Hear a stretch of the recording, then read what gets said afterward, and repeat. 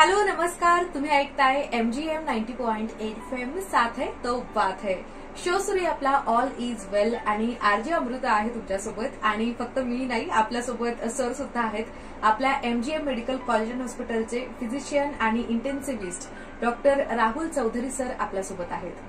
आज 6 जुलै आहे, तर खूप महत्वाचा आजचा दिवस आहे. आता झूनोसिस डे या दिवसाला म्हटलं जातं. आता सगळ्यांनाच हा प्रश्न पडलेला असणार आहे की झूनोसिस म्हणजे नेमकं काय, तर त्याविषयीच सांगण्यासाठी आज सर आपल्यासोबत आलेले आहेत. हॅलो, नमस्कार सर. नमस्कार सर, तुमचं आपल्या MGM 90.8 FM वर खूप खूप स्वागत. धन्यवाद. तर सर, मला सगळ्यात पहिला जो प्रश्न मी तुम्हाला म्हटलं की सगळ्यांनाच पडलेला असणार आहे की झूनोसिस म्हणजे नेमकं काय. तर नमस्कार श्रोत्यांनो, मी doctor Rahul Chaudhari, physician intensivist, MGM hospital, Chhatrapati Sambhajinagar. तर आज वर्ल्ड झुनोसिस डे, जागतिक झुनोटिक डे. म्हणजे की झुनोसिस जर आपल्याला विचारलं तर सगळ्यांना थोडा नवीन शब्द वाटतो, पण आजार सर्वांना माहिती. तर झुनोसिस म्हणजे असे आजार की जे अॅनिमल पासून ह्युमनला ट्रान्समिशन होते. जसं रेबीज हा स्ट्रीट डॉग किंवा अनवॅक्सिनेटेड डॉग पासून ह्युमनला म्हणजे माणसाला जो आजार ट्रान्समिट होतो त्याला आपण झुनोटिक म्हणतो किंवा झुनोसिस म्हणतो. किंवा कॅट स्क्रॅच नावाचा डिसीज जो मांजरीपासून होतो. किंवा ब्रुसेल्ला हा जो आजार आहे हा शेळी किंवा गोट पासून जो माणसाला होतो किंवा शेळीच्या दुधापासून हा माणसाला होऊ शकतो.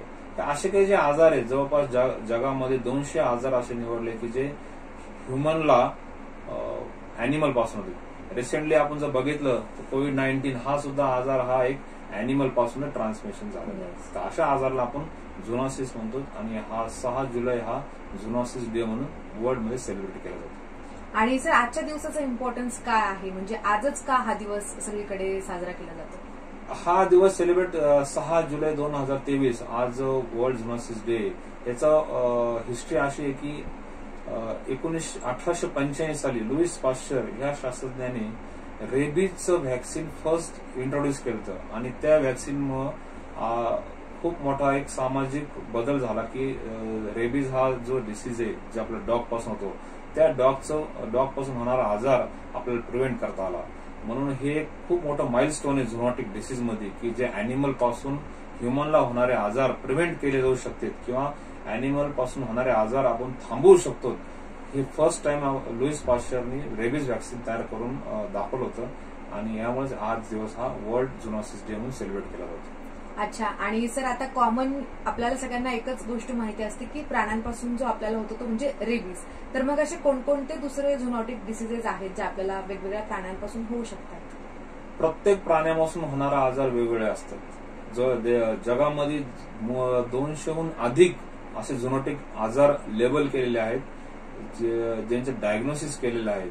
त्यापैकी जे कॉमन आजार आहेत जसं रेबीज, आपल्या सर्वांना माहिती आहे कुत्रा चावल्यानंतर आपल्याला रेबीज होऊ शकतो. किंवा जसं मी म्हणतो ब्रुसेल्ला हा शेळीपासून आजार होऊ शकतो. किंवा कॅट स्क्रॅच डिसीज हा मांजरीपासून होऊ शकतो.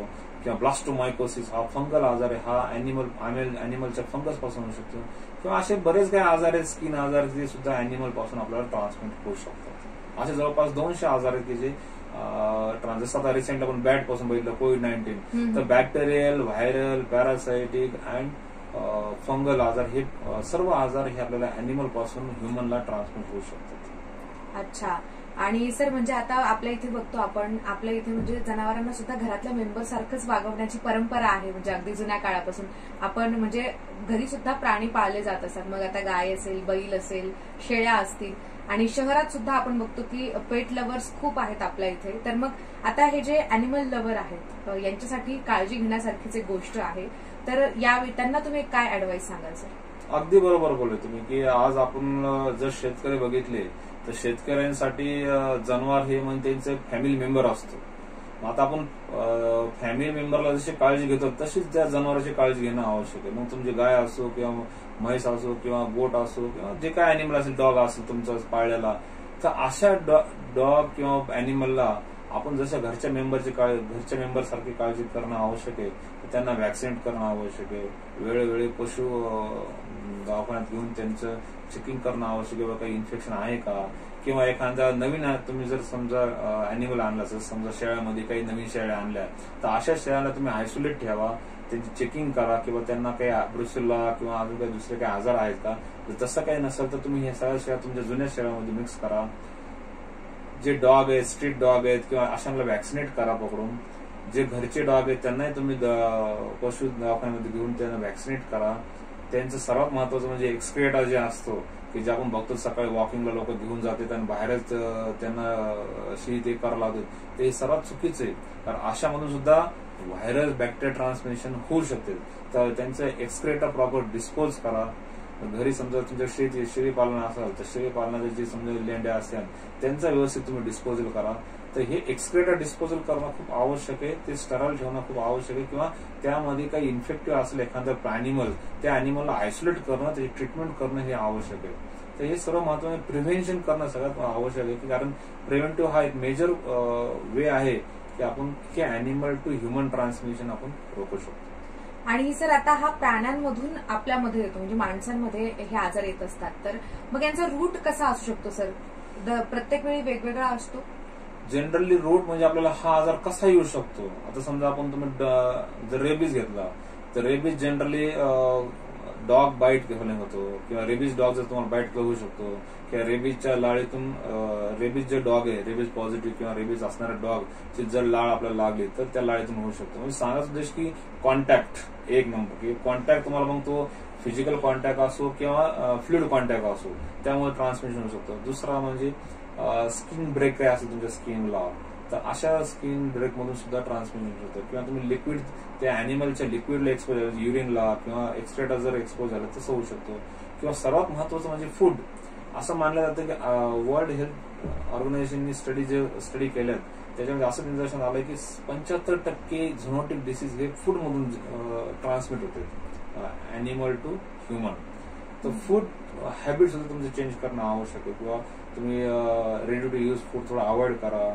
जे लाईव्ह ताजं फूड आहे ते तुम्ही घ्या. शिळं अन्न टाळा. किंवा एखाद्या गोटचं मिल्क आहे तुम्हाला सस्पेक्ट असेल तर तुम्ही ते मिल्क चेक करा. असे इंजेक्शन म्हणजे आपण जे अन्न खातो त्यातून सुद्धा ट्रान्समिशन होऊ शकते. किंवा डॉक्टर जे व्हेटरनरी डॉक्टर असतील त्यांना ऑक्युपेशनल हजार्ड म्हणून असे काही डिसीज होऊ शकते. कारण त्यांचं कंटिन्यू एक्सपोजर अॅनिमललाच असतं. नेमकं आता एक्झॅक्टली कुठल्या अॅनिमलला समजा हा आजार आहे हे माहित नाही, तर ऑक्युपेशनल हजार्ड सारखं डॉक्टरला सुद्धा व्हेटरनरी डॉक्टरला हा आजार होऊ शकतो. ओके, तर आपण आता हे सध्या तर सर पावसाळ्याचे दिवस आहेत आणि आपण बाहेर बघतो की प्रत्येक अन्न पदार्थ जे बाहेरचे आहेत त्यावर माशा असतील किंवा दुसऱ्या गोष्टी असतील असतातच आणि त्यातून सुद्धा आपल्याला बरेच डिसीजेस स्प्रेड होऊ शकतात. तर त्यामुळे पावसाळ्यात एवढी काळजी सगळ्यांनी नक्कीच घ्या. आणि तर सर एक शेवटचा प्रश्न तुम्हाला विचारायचा आहे, आपण या डिसीजेसना प्रिव्हेंट कसं करू शकतो, त्यासाठी काय काळजी घेऊ शकतो? वर्ल्ड हेल्थ ऑर्गनायझेशनने 2023 ची थीमच ठेवली की it is need of urgency to break the transmission from animal to or break the route of transmission to break the transmission from animal to human as early as possible. That is the only way to prevent the disease in human. म्हणजे आपल्याला आज लवकरात लवकर animal पासून ह्युमनचं जे transmission ते थांबवणं आवश्यक आहे. मग त्याच्यामध्ये मल्टिपल फॅक्टर येते. एक म्हणजे प्रिव्हेंटिव्ह फॅक्टर. प्रिव्हेंटिव्ह म्हणजे कसं, आता समजा आपण दूध घेतो तर दूध हे जे पाश्चराइज मिल्क पाहिजे आपल्याला, कच्चं दूध नको. किंवा तुम्ही घरी आणा, दुधाला उकाळा चांगलं 5-10 मिनिटं आणि ते दूध यूज करा. तर असे पाश्चराइज एक म्हणजे फूड कॉन्टॅक्ट. तर हा फूड कॉन्टॅक्ट मध्ये आपण अशी चेन ब्रेक करू शकतो.